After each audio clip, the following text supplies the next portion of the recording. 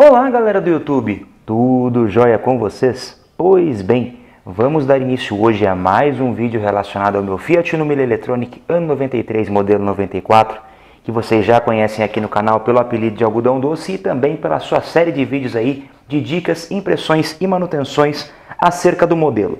Bom, qual é o tema do vídeo de hoje? Bom, hoje nós abordaremos aqui na garagem mesmo quais são as origens, de ruídos quando o eletroventilador, a ventoinha do radiador, está ligada. Vocês acompanharam aí há mais ou menos uns 15 dias, 3 semanas aqui no canal, um vídeo sobre ruídos de rolamento e correias no motor, esse que está no card aqui em cima. E ali eu disse a vocês que eu tinha um ruído muito similar ao de rolamento, ao de correia, e eu demorei muito para descobrir o problema. Fiz um serviço no alternador, como eu já havia relatado naquele vídeo de uma forma um pouco mais específica, né? Então, mas o problema acabou persistindo, porque além do barulho, do ruído no próprio alternador, a gente teve também uma outra fonte. E eu falei, olha, vocês fiquem espertos em relação a nada estar vibrando, nenhuma lata estar vibrando, nada estiver pegando, para que não se dê o falso positivo de problemas numa correia, num rolamento ou o que seja, né? E a realidade foi o seguinte, até falando de uma forma um pouco mais específica aqui. Esse barulho no Uno, ele surgiu após uma ocasião onde eu fiz 3 viagens com ele, curtas. A mais longa teve uns 100, ida e volta, deu uns 200 e poucos quilômetros. Só que eu fiquei muito tempo funcionando o carro, né? Inclusive, essa oportunidade foi quando eu fui na Automec, lá em São Paulo, eu fui com o Uno. E eu peguei muito trânsito, então o carro ficou funcionando, preso no trânsito de São Paulo várias vezes. A ventoinha ligou e desligou em diversas ocasiões. E desde então eu comecei a achar, não, o alternador trabalhou muito, o rolamento cansado começou a roncar. A minha ideia era essa, mas além dos rolamentos já um pouco cansados de fato, eu descobri que havia um outro problema e eu demorei muito para achar a origem. Até o dia que simplesmente eu cheguei, não é, e descobri o seguinte. Vocês estão vendo aqui as presilhas, os grampos, as presilhas que travam aqui o radiador. Para quem não sabe, o radiador do Uno ele não é parafusado no carro, é um negócio meio objetivo, né? Lá embaixo, naquela travessa onde eu estou apontando com o dedo, que faz parte da sustentação da frente do Uno, a gente tem aqui na dianteira 2 furos, onde há 2 coxinhos de borracha e o radiador tem pinos, onde você encaixa ele ali. E para travá-lo na posição aqui em cima, na parte superior da frente, existem esses grampos. Então o radiador ele não é parafusado no carro. E aí um belo dia procurando esse defeito, aliás, para que vocês entendam qual é o ruído, eu gravei um vídeo, foi muito difícil de pegar esse ruído, porque hora fazia e hora não fazia. E eu consegui gravar esse ruído de dentro do carro, olha aí.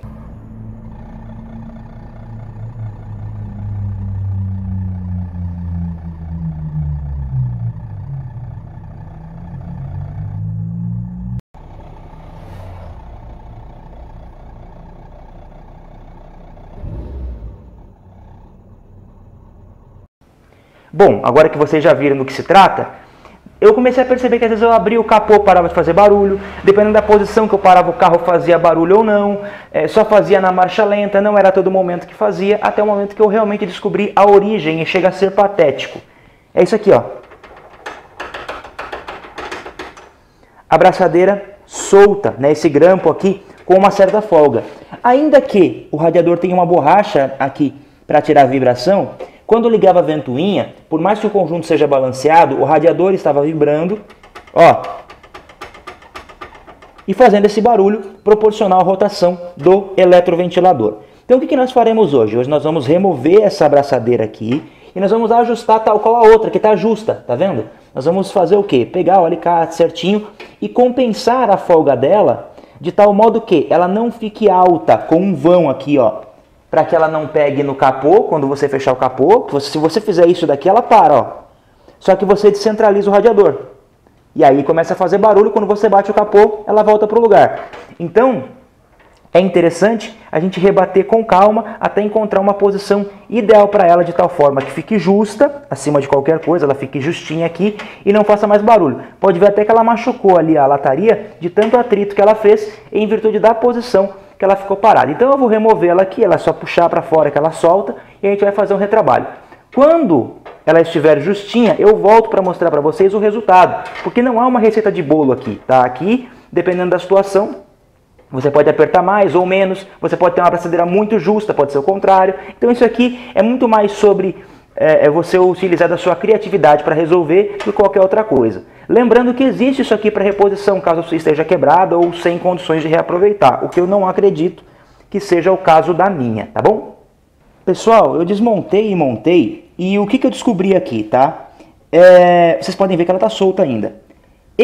Essa parte inferior aqui, ó, de baixo, onde eu estou apontando com o dedo, ela tem uma folga de tal forma que ela não está encostando na lataria com toda a sua área de apoio, de tal modo que ela pressione o radiador contra a frente do carro. E aí você cria esta folga, você afasta o radiador e automaticamente você tem, ó, a vibração. Então o que eu vou fazer? Eu vou retirar e eu vou buscar ajustar aqui, dando uma rebatida de leve, né, justamente para compensar essa folga de tal forma que ela não fique mais com esse vão aqui, tá? Tanto que se você olhar a outra, que é o meu parâmetro, esse vão até existe, mas ele é muito menor e tem, de um certo modo, não sei até que ponto é legal também, era uma coisa que podia aproveitar e ver. Às vezes ele esbarra no cabo de abertura do capô e aí você não tem uma folga significativa a ponto de fazer barulho. Mas aqui eu vou dar uma rebatidinha e a gente já volta com tudo resolvido. Bom, pessoal, vejam só, agora está firme aqui e está firme aqui, como deveria estar de fato desde sempre. O que eu fiz, tá? Só para que vocês possam entender a minha linha de raciocínio. É uma coisa que, como é só encaixado, não tem nem tanta necessidade de mostrar a revisão, né? O processo como um todo. Primeiro ponto. Eu observei que essa aqui estava muito firme e essa aqui estava muito folgada. Para ver se havia uma diferença no encaixe aqui, se elas estavam muito tortas, eu tirei as duas, as comparei e vi que não havia absolutamente nada de errado em relação ao perfil aqui. Aí fui lá, rebati embaixo, onde eu falei que eu iria rebater, rebati um pouquinho, mas ainda não foi o suficiente. Ela encaixava, mas a distância para parar aqui a abraçadeira era muito alta, então, de toda forma, por mais que tivesse justo ali, quando eu batesse o capô, mesmo tendo esse furo aqui praticamente casa com a abraçadeira, o capô iria, essa parte superior do capô, da frente aqui do capô, ela iria empurrar isso aqui para baixo e iria continuar fazendo barulho.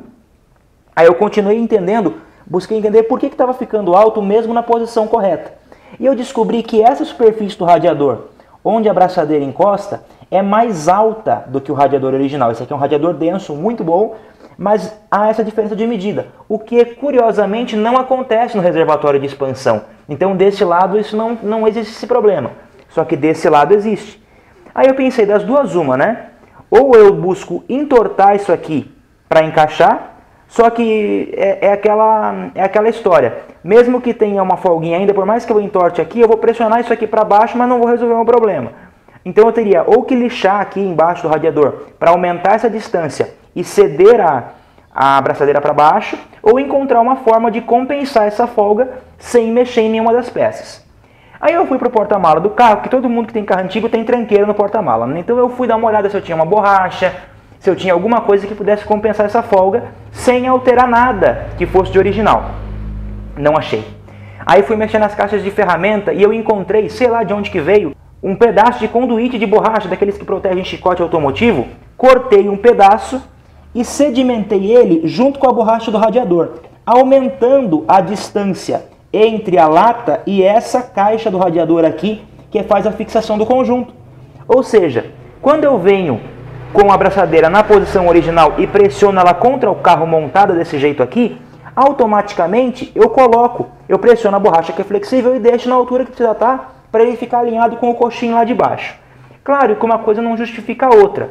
De toda forma, quando eu for fazer uma troca de fluido do radiador, alguma coisa, vou pedir para tirar o radiador e vou pedir para trocar os coxinhos lá de baixo, para que a gente não tenha a reincidência eventualmente do radiador começar a balançar por uma fadiga nas borrachas lá atrás, tá? Para vocês verem, você pode achar que é mil coisas, problema de ventoinha com barulho, vocês podem achar que é o alternador roncando pelos motivos que eu falei naquele outro vídeo, e era simplesmente a bendita da abraçadeira aqui, ó, fazendo barulho e que agora está com essa pendência resolvida como deve ser. Então, pelo menos essa parte aqui, a gente já conseguiu matar bem a charada. Então é o seguinte, primeiro vocês veem a altura, se for um radiador de reposição, tá bom? E aí, eventualmente, se a borrachinha aqui for muito curta e você vê que há uma folga longitudinal, aí você vem e tenta fazer uma compensação sem gambe. Eu peguei uma borrachinha e consegui compensar. Se um dia eu tiver uma borracha mais alta, alguma coisa no radiador, eu tiro as duas e coloco outra e volta a ser original sem nenhum tipo de adaptação. Isso que é o mais legal. E é isso aí, amiguinhos. Uno resolvido, esse barulho que estava me irritando profundamente há semanas, há meses, sei lá quando estava fazendo barulho. Agora, esse barulho não existe mais para a honra e glória de Cristo. Pelo menos esse problema a gente não tem. Agora tem que resolver os outros detalhes que vocês vão aí acompanhando nas próximas semanas e também nos próximos vídeos, tá joia? Então, se você gostou do vídeo, deixe seu like, se inscreve no canal e clique no sininho para saber toda vez que o Uno e outros carros apareçam aqui em dicas, impressões e manutenções. Lembre-se que é sempre um enorme prazer tê-lo aqui. Um grande abraço e até o próximo vídeo.